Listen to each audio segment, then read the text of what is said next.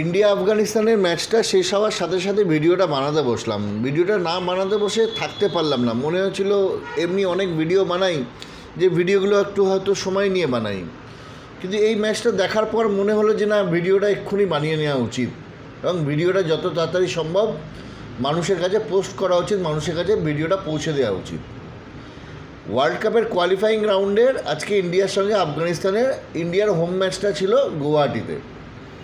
তো আফগানিস্তানের football ranking হচ্ছে 158, ইন্ডিয়ার ফুটবল র্যাঙ্কিং হচ্ছে 117।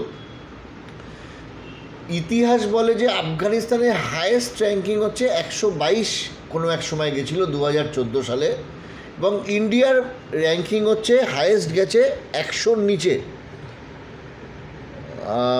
গত বছরও 100-র নিচে গেছে ইন্ডিয়ান র্যাঙ্কিংয়ে। 96 তখন আমাদের ইন্ডিয়ার র্যাঙ্কিং ছিল, যখন গত বছর মানে অর্থাৎ 2023-এ ইন্ডিয়ার র্যাঙ্কিং যখন প্রকাশিত হয়েছিল, মানে ফেব্রুয়ারির আগে যে র্যাঙ্কিংটা হয়েছিল। তো 158তম একটা র্যাঙ্কের একটা টিমের সাথে খেলার সঙ্গে মনে হলো খেলাটা দেখে যে যেন খেলাটা হচ্ছে টালিগঞ্জ অগ্রগামী বনাম ওয়ারি এফসি। আমি টালিগঞ্জ অগ্রগামী কিংবা ওয়ারি এফসি দুটো কোনো ক্লাবটাকেই ছোটো করছি না, কিন্তু আমাদের কলকাতা লিগের যে স্ট্যান্ডার্ডে খেলা হয় আজকে খেলাটা ঠিক সেই স্ট্যান্ডার্ডে হলো। ইন্ডিয়ান ন্যাশনাল টিম, একটা ন্যাশনাল টিমের যেখানে এত বড় বড় প্লেয়াররা আছে যারা আমাদের আইএসএলে এত বড় বড় ম্যাচ খেলছে, সেই সব প্লেয়াররা যে স্ট্যান্ডার্ড অফ ফুটবল আজকে প্রেজেন্ট করলো, সেটা এক কথায় বলা যায় যে এইটা ইন্ডিয়ান ফুটবল টিম কিংবা ইগর স্টিমাকের কাছ থেকে অ্যাকসেপ্টেড নয়। ভুরি ভুরি মিসপাস, কোনো ক্রিয়েটিভ ফুটবল নেই, কোনো ক্রিয়েটিভ পাসিং নেই, ডিফেন্স নড়বড়ে, কোনো ভালো মিডফিল্ড থেকে ভালো অ্যাটাক নেই, কোনো ভালো গোলের শট নেই। অন দ্য আদার হ্যান্ড আফগানিস্তানকে আপনি দেখুন, আফগানিস্তান একটা 158, 158 র্যাঙ্কিং নিয়ে আফগানিস্তান আজকে যে ফুটবলটা খেললো, সে ফুটবলটা কিন্তু একদমই ফেলে দেওয়ার মতো নয়। যে গোলটা আফগানিস্তান করলো আজকে, ফার্স্ট যে গোলটা করলো, মানে যেটা সমতা ফেরালো এক এক করে, সেই গোলটা আমরা কীভাবে খেলাম জানি না। পায়ের ফাঁক দিয়ে একটা ডিফেন্ডার কী করে বল গলিয়ে গোল খায় ভগবান জানে।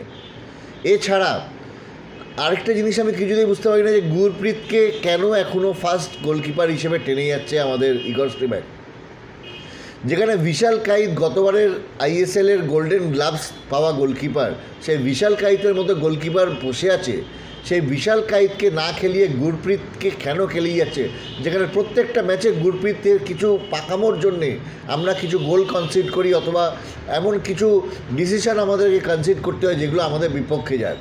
আজকেও ঠিক একই কাণ্ডটা হলো। পেনাল্টিটার জন্যে 100% গুরপ্রীত দায়ী।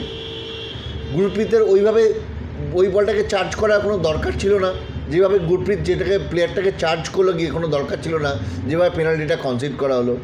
হ্যাঁ, ডেফিনেটলি ফার্স্ট হাফে গুরপ্রীত একটা খুব ভালো ফিস্ট করে বাঁচিয়েছে, কিন্তু এটা গোলকিপারের কাজ, তাই বলে এই নয় যে আমি ওরম ধরনের একটা পেনাল্টি কনসিড করবো, দ্যাট টু 80 মিনিটের ওপর যখন খেলা হয়ে গেছে। আর আরেকটা কথা বলবো আমাদের মনবীরকে নিয়ে, মনবীর সোজা সাপটা গোল করতে বোধহয় ভুলে গেছে। মনবীর যখন গোল করে তখন যেগুলো খুব শক্ত গোল সেগুলো মনবীর করে ফেলে, সোজা সাপটা যেগুলো বলে গোলে ঠেলার বল সেই বলগুলো মনবীর মিস করে। মনবীর যদি এরকম সোজা সোজা গোলগুলো মিস করে, তাহলে অ্যাটাকিং একজন স্ট্রাইকার হিসেবে মনবীর কতদিন খেলতে পারবে আমি জানি না। লিস্টন কোলাসভ সেই একই জিনিস, সেই কাটানো, ওই বায়ে বল হোল্ড করে সেই কাটিয়ে কাটিয়ে খেলা। বাকি কোনো প্লেয়ার, মানে আজকে ইন্ডিয়ান কোনো প্লেয়ারকেই সেইভাবে পাতে দেওয়ার মতো আমার লাগলো না, এবং অবশেষে আমরা ম্যাচটা 2-1 গোলে হেরে গেলাম।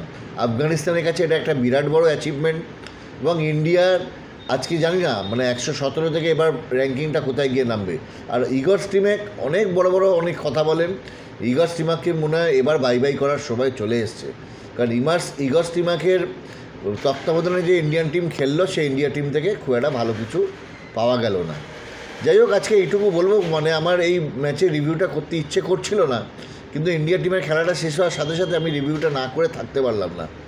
মানে এত বাজে ফুটবল, এত জঘন্য ফুটবল ইন্ডিয়া টিম এর আগে কবে খেলেছে আমি জানি না। ম্যাচটা 2-1 গোলে হেরে গেল টিম, এবং এই নিয়েই আজকে মানে ইন্ডিয়া টিমকে বাড়ি ফিরতে হচ্ছে। যাই হোক, আমার এইটুকুই বলার ছিল। আমি জানি না প্রত্যেক ভারতীয় সমর্থকদের খুব একটা ভালো লাগবে না আজকের এই ম্যাচের রেজাল্টটা, কিংবা ইন্ডিয়া যেভাবে খেলেছে সেটা ভালো লাগবে না। আশা করব আগামী দিন ইন্ডিয়া একটু বেটার খেলবে, একটু ভালো খেলবে, এবং আমরা একটু ভালো ফল আশা করব। আজকে এইটুকুই। যদি ভালো লাগে ভিডিওটা একটু লাইক করবেন, শেয়ার করবেন এবং ফলো করবেন। ধন্যবাদ।